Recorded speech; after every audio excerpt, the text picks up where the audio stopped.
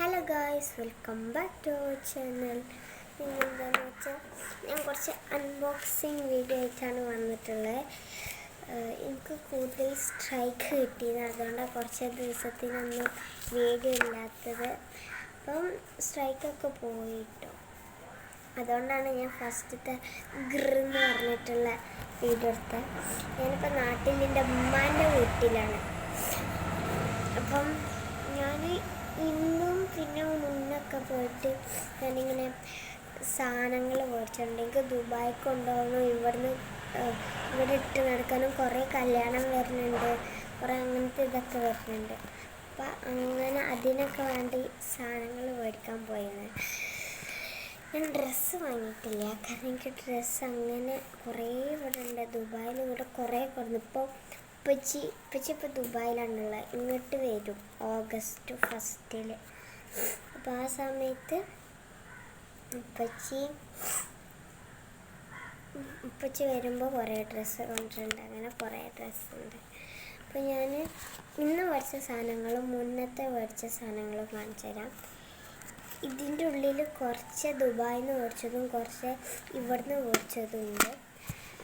ഇന്ന് വാങ്ങിയത് ഈ ഒരു ക്രോക്സാണ്. എനിക്കിഷ്ടപ്പെട്ടു. ഉള്ളിൽ ഗ്രീനും പുറത്ത് പിന്നെ ഇതും എന്താണ് പറയുക, വൈറ്റ്.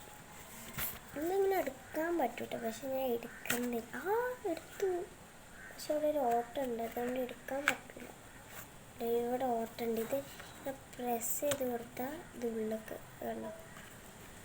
ഇതിപ്പോൾ പുതിയ ഹനാൻക്കും മേടിച്ചേക്കണം, എൻ്റെ ബ്രദർക്കും മേടിച്ചേക്കണം.